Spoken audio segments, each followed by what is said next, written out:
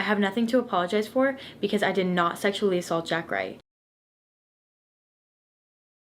Let me be clear one more time. I did not sexually assault Jack Wright. Are you sure about? Hello everyone, welcome to the video. This is my second ever commentary video. Hope you guys will enjoy this video. Today we're gonna be going into why Sienna Mae is not banned on TikTok. Some of you guys might not know who she is, or some of you guys might. I'm just gonna be explaining the situation real quick, and let's get right into it. So Sienna Mae was a TikToker who started in early 2020, who got popular very quick. She got popular for her body positivity because she was a kind of, I guess, plus size girl, and was posting a lot of bikini pictures and everything, or videos, and got very popular off of that. I don't know too much about how she got so popular, but that's what I know from what I've been looking up and researching. And that is when she met Jack Wright. And then they started posting TikToks together and blew up very quickly, becoming like kind of a couple on TikTok, I guess. And that was a thing for about a year or so. They were posting TikToks together, showing like they were dating. And it seemed like everything was fine and dandy on camera, at least, until about 2021, in which one of Jack's homies actually posted something on Twitter along with a video of Sienna actually kissing Jack while he looks unconscious and touching him in not appropriate places, obviously without consent because he is passed out. Sienna then responds to this video with a couple videos of herself explaining the situation and exactly why it was not her fault and it was someone else's fault. I'll show you guys some of the clips right now. After the initial claims that were falsely made by Mason Rizzo, I put out a video that showed evidence and was very well received because people could see the true intention. Once again, I'm having to give context to a video that was put out and immediately deleted. Before I start, I stand with what I said in the last video. I did not sexually assault Jack Wright. Always listen to victims. Yes, Jack was a victim of sexual assault, but not by me. And I am a victim of continual attempts to cancel me and slander my name with false claims. It will not work. I'm here to clear things up and provide all sides of the story because I have been labeled as a sexual assaulter. If I say nothing, my name continues to be slandered. And trust me, I have tried multiple times to take this offline, and I am continually undermined by Jack and his inner circle. Jack has not spoken on the situation, and his friends keep dropping cryptic and non-specific information. The initial tweets, as well as the video that I am talking about right now, have been taken down. If you present evidence of somebody being sexually assaulted, don't you think you should stand by it? And it looks a little suspicious when you immediately remove it from the internet. The reason they are removing it is because they know it will get picked up by these T sites and put all over our Instagram pages and TikTok For You pages. If someone was sexually assaulted, the evidence is evidence. You don't delete evidence. So after those responses, Jack really never said anything about the whole situation. Sienna kind of just acted like it didn't happen after she posted those videos. She just kept on posting like it was nothing. Till about January 2020, a couple weeks before Sienna Mae's birthday, Jack posted the full-length video explaining his side of the story, in which things seem a little bit more connected. That's why people believe Jack over Sienna. I don't want to get anything wrong, and I don't want to quote him too much, so here is his video. Sienna posted her own version of the statement and said she was going to handle it offline. After that, she basically posted an 8-minute video invalidating my feelings, saying untrue stuff about me, about my friend and my brother. I think the most hurtful thing is that what she did to me, she said it was untrue. That hurt a lot. After that video, another one of my friends came out with the video when I was at a party, like passed out on the couch. When they told me about what happened, they said they pulled her off of me. You can't do that. Jack doesn't like you like that. That night she posted a 15-part aggressive video gaslighting everything about what happened, how much she loved me, and that I was using her for clout, which was all lies. It was typical gaslighting to a victim. It was, why didn't you stop hanging out with me? Why didn't you tell me in the first place? At this point, nothing inappropriate was happening between us. We're just friends, everything was fine. This next part of the video is very difficult for me to talk about. I've been wanting to talk about it for a long time. So the first incident where Sienna crossed boundaries, it was after filming. We went into the room. I was just chilling on my phone on the bed, and she got naked, like completely naked, nothing on, and straddled me when I was literally just chilling on the bed. But I didn't know what to do in like the situation because it was just like random and weird. quickly told her, Sienna, get off. We're just friends. Stop. They're trying to make out with me. They're like just doing a bunch of things to me. And I kept on saying, Sienna, stop, get off. I didn't want to like be like aggressive. I didn't want to hurt her, you know? So I pulled her off of me, and it took like a couple of tries because I didn't want to be like too rough. And I went out of the room, and that was like the end of it. The next morning, where she was like, I'm so sorry for doing that. That was, I don't know what went through my head. I had to clarify again that I didn't like her that way. We were just friends. So, as you guys can see, Jack went through a lot, and it's really, really hard to talk about this, especially as a man.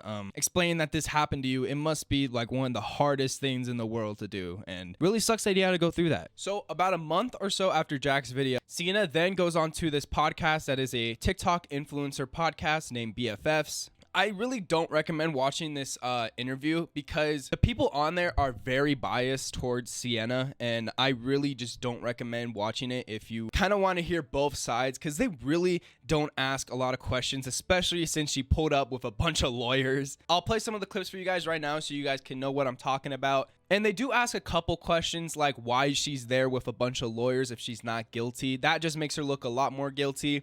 And they even say that they did not file a lawsuit, even though that it is supposedly fake allegations against Sienna. Talk to Jack. I go, can I pull you into the bathroom really quick so we can talk? It was only a private place in the party. Yeah, of course. We go in. Hey, I just want you to know, like, I'm in this for you. Like, I came here for you. I want to, like, just talk to you. Like, gave him a hug, kissed him. He kissed me back. And then, like, we walked out of the room together. You know what I mean? So it's just like, yeah. Yeah.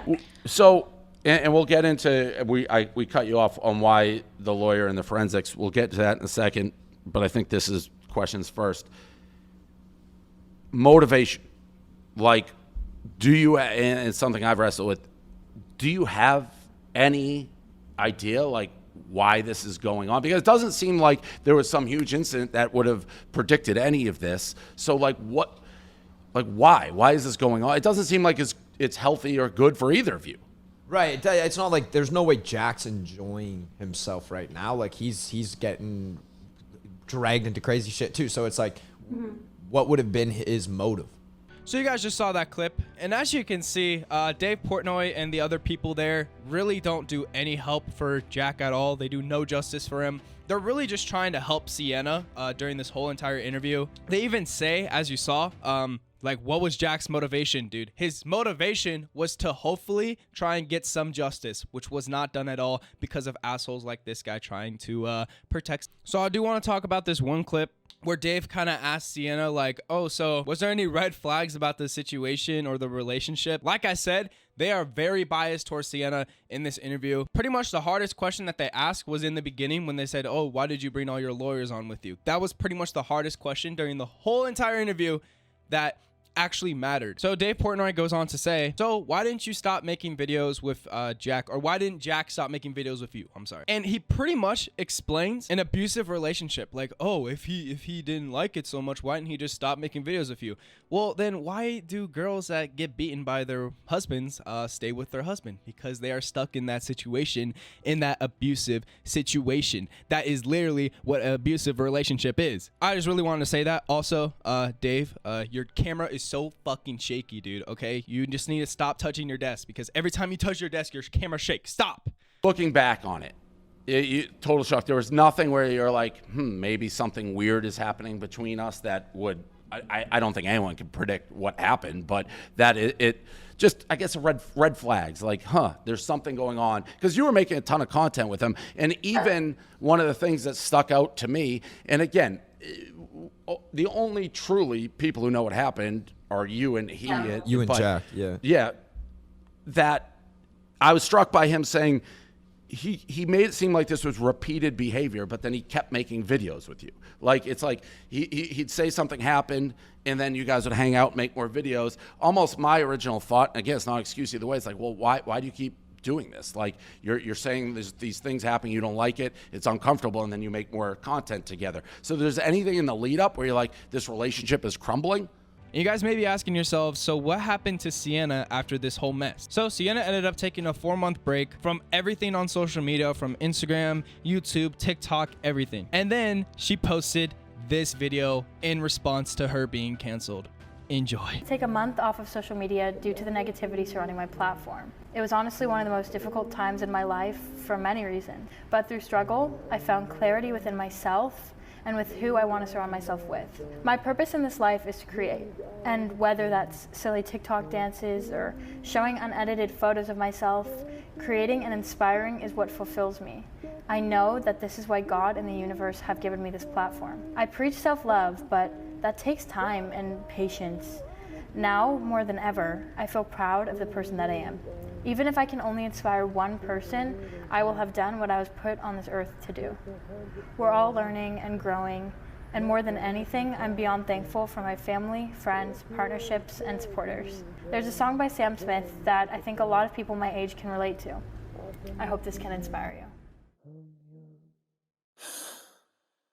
I wanna be.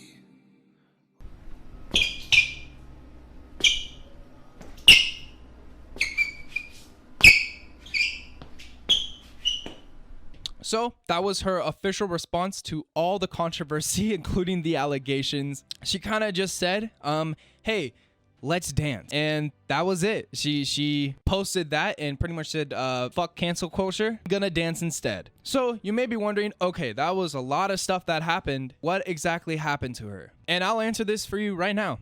Nothing. Nothing still to this day has happened to Sienna Mae. Has been on a couple podcasts, and even one of them she brought her lawyers on and wouldn't answer some of the questions because, you know, her lawyers said not to. And overall, she's actually doing pretty well on TikTok, hitting about still 2 to 4 million views per video. Now, I'm not saying that cancel culture should be done to every single person that does something bad, but there is very certain things that people need to be 100% deplatformed and canceled for. She also mentioned that she's still very young and has a lot to learn. That was one of her responses. I'll go ahead and play the clip probably. But when this stuff happened, she was 17, maybe 16. That is still old enough to know right from wrong. And that is way old enough to know what sexual assault is. I personally think that she should have been banned from TikTok. I don't know about completely deplatformed, but TikTok 100% she should still be banned. I don't understand why huge creators like her and James Charles and like Tony Lopez get a free pass from just doing whatever they want, and it's just crazy to me. This is my last video. I talked about this guy that got banned literally for doing a joke of Pokimane saying the N-word, and he got banned for it. I don't know, man. I don't know what's up with TikTok. From the outside looking in, it looks like it's just a bunch of like 50-year-old fat sweaty nerds that just like to see girls in bikinis all the time. And I think that's why they're not banning her, bro. I think that they all have a little crush on her or something. Who knows? TikTok's really weird. Anyways, that's gonna conclude this episode. If you guys did enjoy, make sure to like, comment, and subscribe. This is like my second commentary video. Not very good at this thing, as you can tell. I still have a lot of work to do. I will be learning as I go. Anyways, that concludes it. Peace out. I have nothing to apologize for because I did not sexually assault Jack Wright.